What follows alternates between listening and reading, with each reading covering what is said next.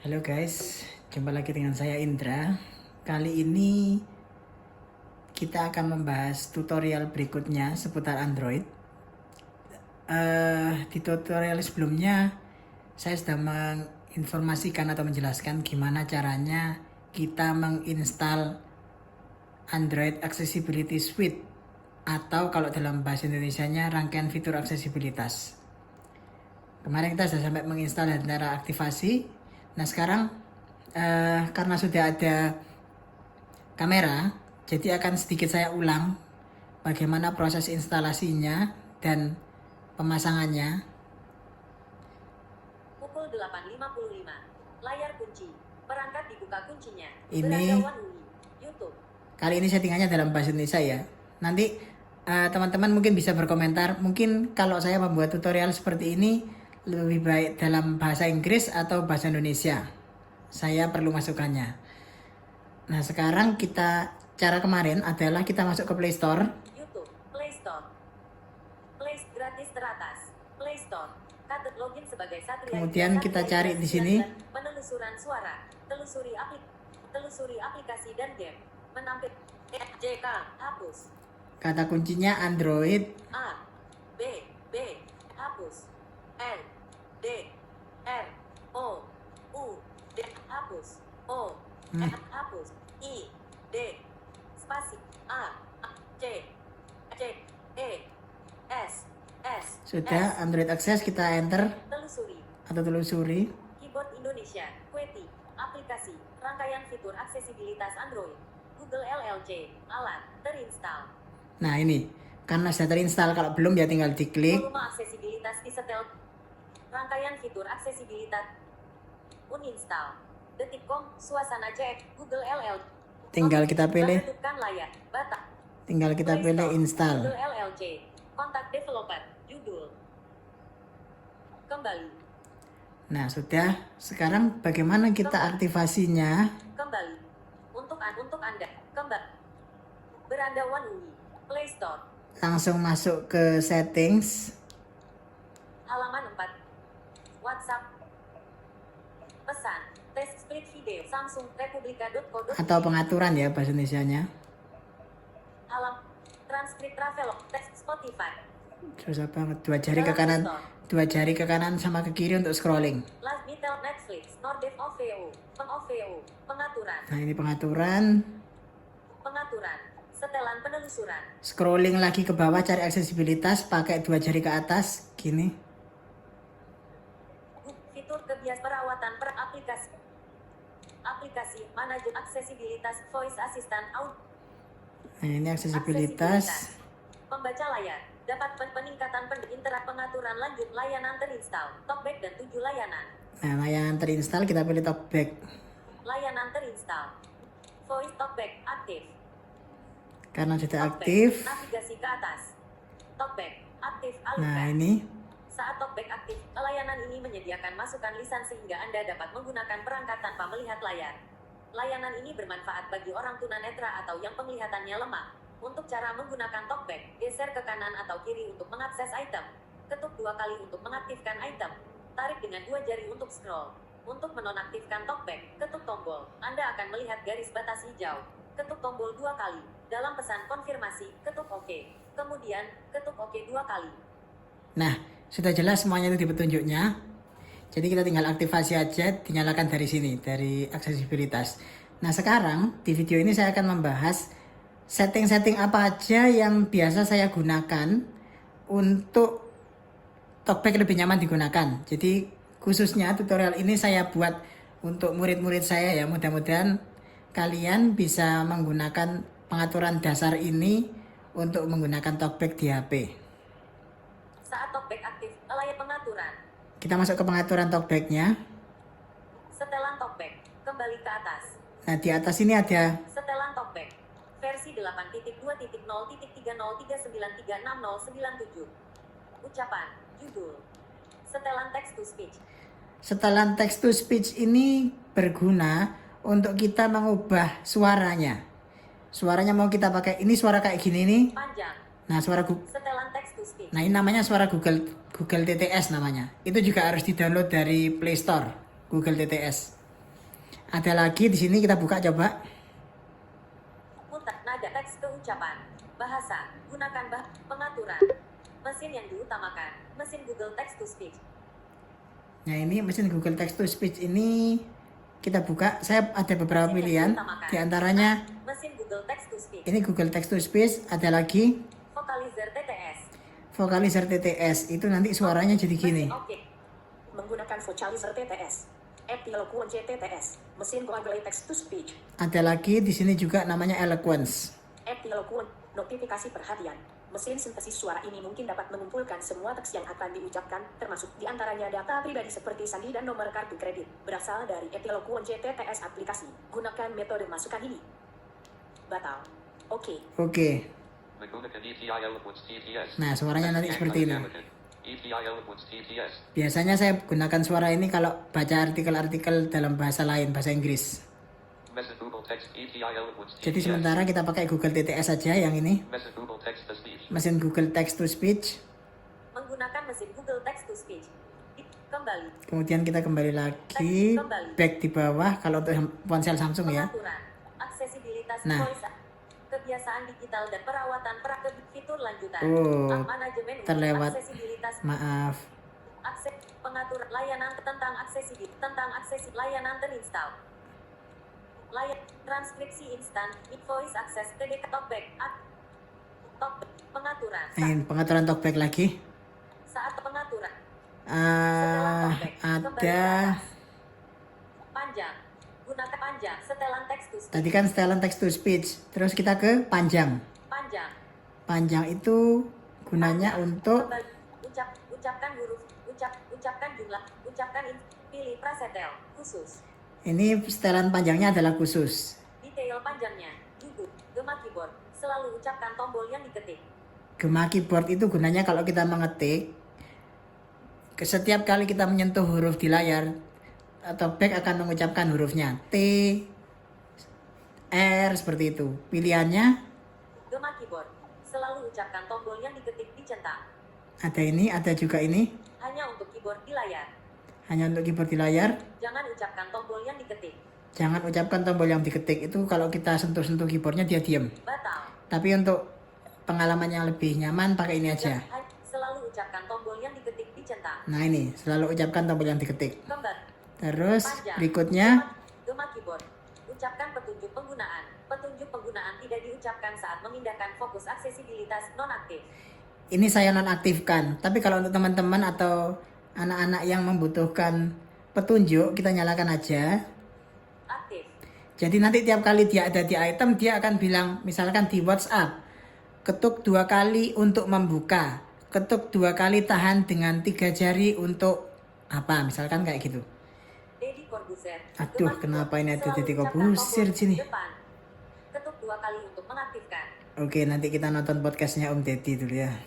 Gema keyboard. Ucapkan ini penggunaan. Petunjuk penggunaan diucapkan selama navigasi, tetapi sedikit terlambat aktif. nah ini, tapi saya nggak suka, jadi 2 saya, kali untuk mengaktifkan. nah kan, jadi saya matikan aja. Nonaktif. Ucapkan informasi daftar dan kisi. Informasi daftar dan posisi item tidak diucapkan, nonaktif. Ini dinyalakan aja, karena nanti gunanya untuk tampilan di layar dia akan menjelaskan layar terdiri dari berapa baris dan berapa kolom, seperti itu. Dinyalakan aja nggak apa-apa. Ucapkan jumlah item daftar di layar. Hanya ucapkan saat scrolling dengan gestur, nonaktif. Sama ini, jadi ketika kita scrolling gini, Lain. Gunakan nah perubahan. dia akan bilang Informasi daftar. menampilkan Gunakan perubahan depan. item 3 dari 5, seperti itu. Dinyalakan juga nggak apa-apa. Ucapkan informasi daftar dan kisi. Ucapkan jumlah item depan. Kalau saya nggak dinyalakan kan karena sudah terbiasa dengan nggak ada bantuan petunjuk-petunjuk seperti itu. Tapi untuk saran saya untuk anak-anak dinyalakan saja. Ucapkan ucapkan jenis elemen.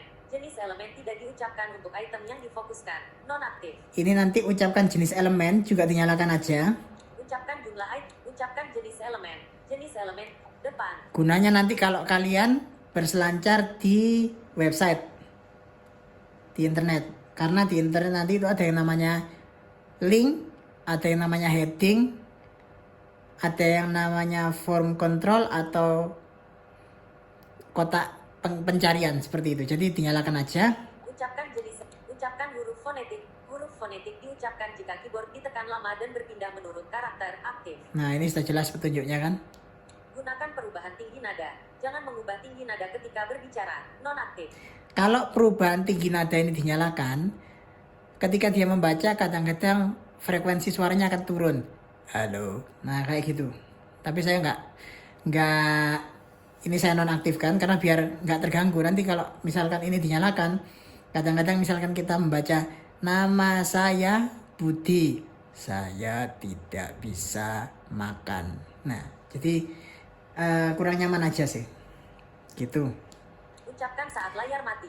Tidak ada ucapan ketika layar mati. Nonaktif. Ucapkan saat layar mati ini tetap dimatikan aja karena nanti kalau ini dinyalakan, ketika layar dikunci begini, Layar mati. kalau ada notifikasi masuk dia akan ngomong. Itu sangat mengganggu kalau menurut saya loh ya. Tapi kalau menurut teman-teman dan anak-anak ini oke-oke aja ya, dinyalakan silakan. Perangkat pukul 9 lewat. Gunakan ucapkan saat lain-lain. Judul. Lain-lain, Urutan deskripsi elemen. Nama. Jenis. Status. urutan deskripsi elemen ini tetap ditulis saja, tetap sesuai dengan ini. Nama, deskripsi, status.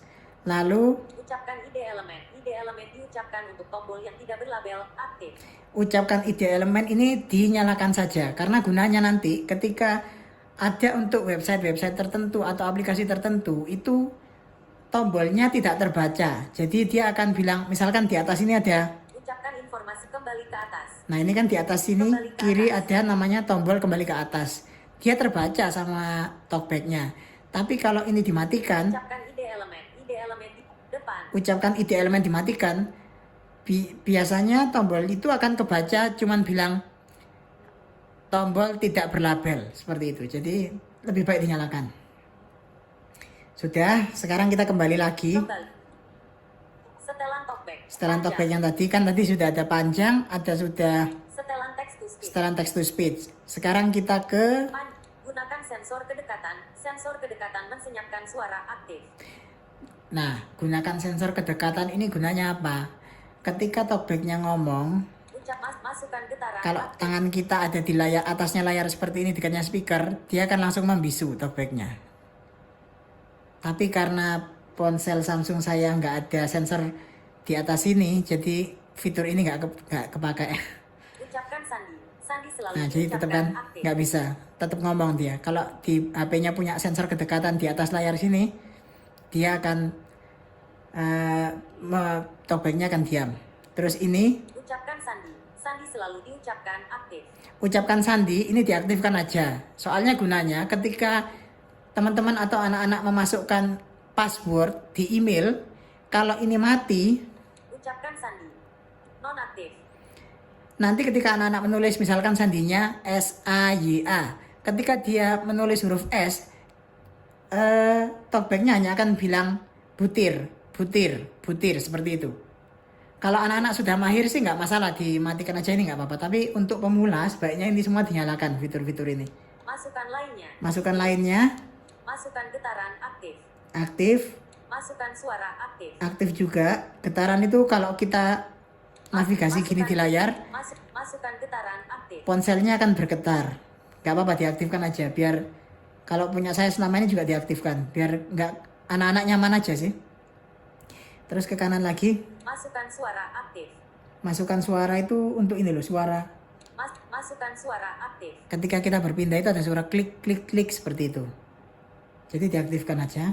Volume masukkan suara 50% dari volume media. Volume masukkan suara itu, volume klik kliknya itu ya nggak usah terlalu keras juga. 50% ini cukup.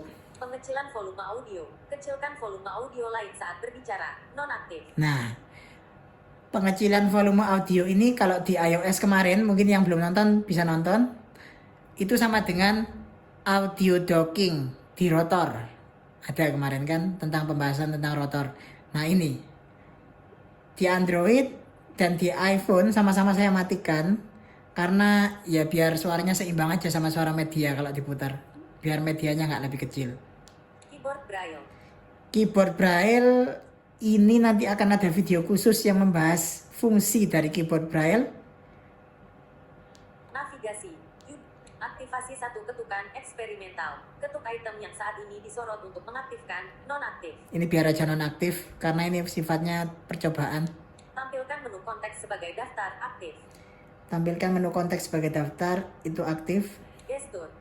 Gestur, Pemilih. pemilih, Pintasan keyboard. pintasan keyboard, Label khusus. label khusus, ini nggak usah diatur. Lain-lain. Lain-lain, Buka Talkback di Play Store. Versi Talkback saat ini 60.105. Setelan developer. setelan developer, Tutorial Talkback. tutorial talkback, Bantuan dan masukan. bantuan dan masukan, Kebijakan privasi. Persyaratan layanan. nggak usah itu. Sudah sih untuk pengaturan talkback itu aja yang sekarang. Nanti akan ada Pintasan keyboard. video selanjutnya lagi untuk ini. Gestur. Gestur. Gestur itu adalah isyarat jari yang bisa digunakan ketika menggunakan talkback. Contohnya kayak gini. Kita menggambar huruf L di layar ke bawah ke kanan. Notifikasi menu konteks global. Nah, akan Baca keluar. dari atas. Nah, akan keluar shortcut-shortcut atau cara-cara pintas khusus. Kalau di iPhone namanya rotor sih. Kalau yang di Android namanya ini.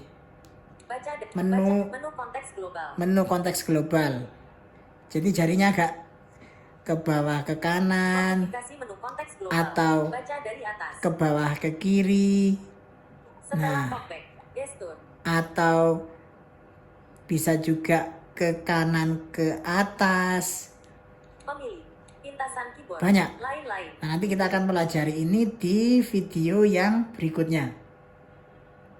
Untuk sekarang tutorialnya sampai sini dulu. Layar mati. Mudah-mudahan teman-teman, khususnya anak-anak ya, anak-anak YPAB, murid-murid saya, mudah-mudahan bisa memahami yang sedikit ini.